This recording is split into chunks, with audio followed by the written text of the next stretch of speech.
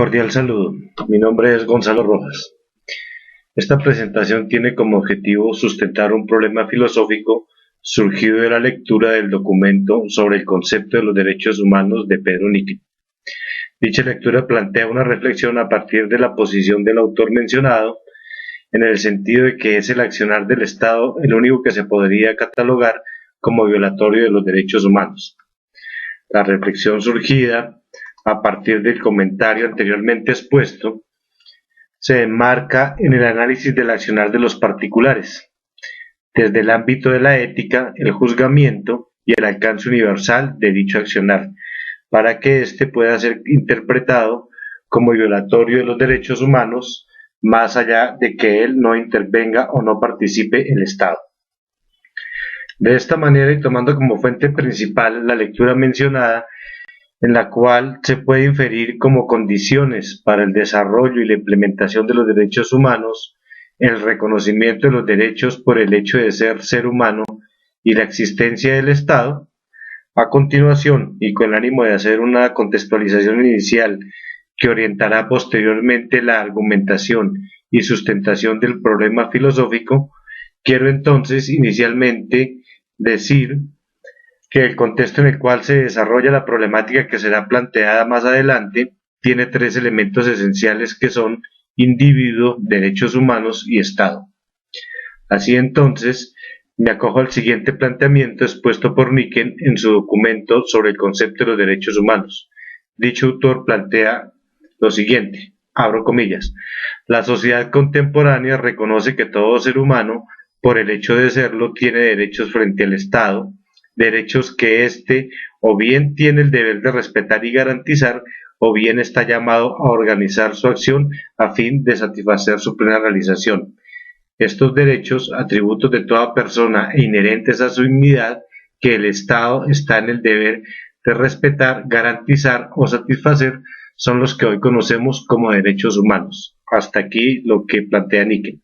Asimismo, y para complementar lo anterior, Polman, en el documento Los derechos humanos universales e indivisibles, plantea que, abro comillas, los derechos humanos son pretensiones justificadas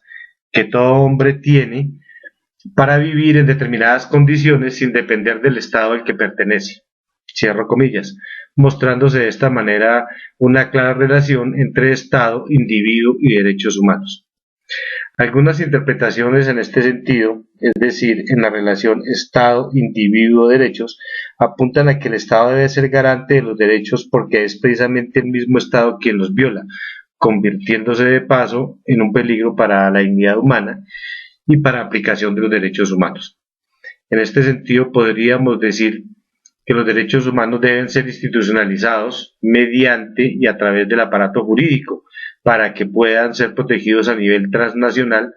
a la luz de los diversos tratados supraestatales a que se acogen los estados.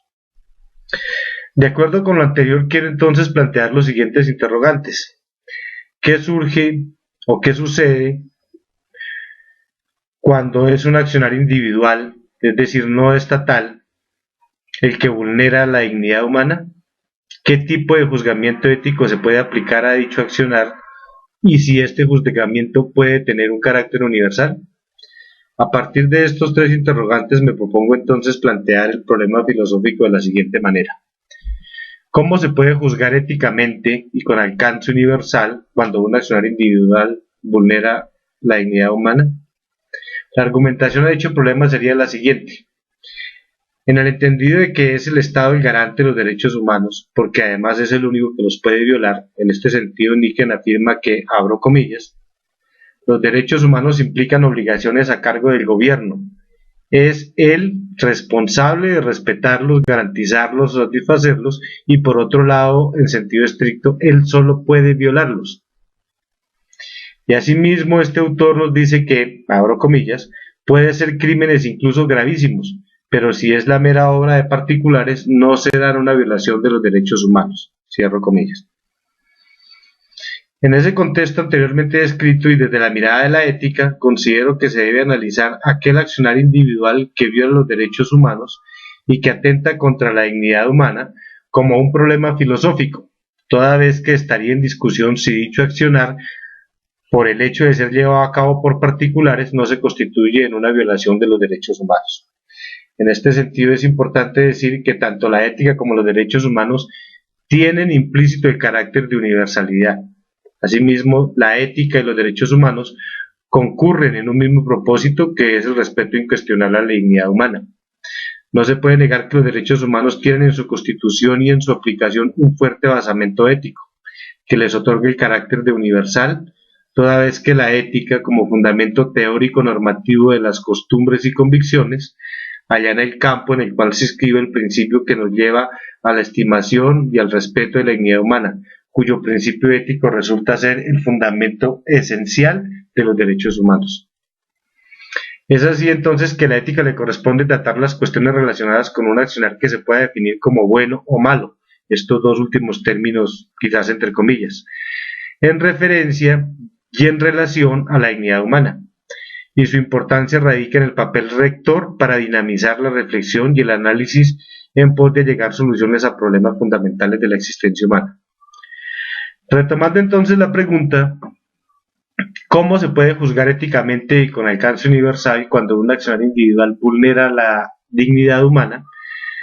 Habría que plantear que tal vez en este sentido existe un vacío en la concepción que hace referencia a la violación de los derechos humanos, puesto que por el hecho que dicho acto violatorio sea ejercido por particulares, no puede ser eximido de un juzgamiento ético, ni de la exclusión de no ser violatorio de los derechos humanos, y mucho menos de una extensión de carácter universal. El contexto anteriormente descrito sirve para poner, entre otras cosas, de manifiesto que acciones como las ejecutadas por grupos al margen de la ley, en este caso considerados particulares, no puedan tipificarse como acciones violatorias de los derechos humanos. En este sentido, considero que surge un problema no solo de interpretación y aplicación de los derechos humanos, sino además aparece un problema filosófico que debe ser abordado desde el ámbito de la ética, pues se plantea la cuestión de si los derechos humanos han de considerarse desde una perspectiva meramente jurídica o bien desde una perspectiva previa o por lo menos no reducible ni deducible a la esfera estrictamente jurídica, es decir, a una perspectiva ética y moral. Así entonces, en términos kantianos, la ética debe ser universal, por ello sin contenido empírico, pues de la experiencia no se puede extraer conocimiento universal. Es decir, de la universalidad, esta universalidad está dada por la razón, pero además debe ser a priori, es decir, anterior a la experiencia y autónoma. Esto es que la ley está desde el propio individuo y no desde afuera, para este caso desde el Estado. Así entonces considero que todo acto que viole los derechos humanos, sin importar el actor, está sujeto a la valoración ética y a su trascendencia, es decir, de carácter universal, pues está más allá del derecho, sea este estatal o supraestatal. Puesto que si las normas legales dadas desde el Estado solo prescriben conductas o comportamientos y no convicciones o actitudes, la exigencia de respeto por la dignidad humana no es propiamente un principio jurídico, sino que es inequívoca y primeramente un principio de carácter ético, que como ya lo mencioné anteriormente, constituye la base de los derechos humanos. Muchas gracias.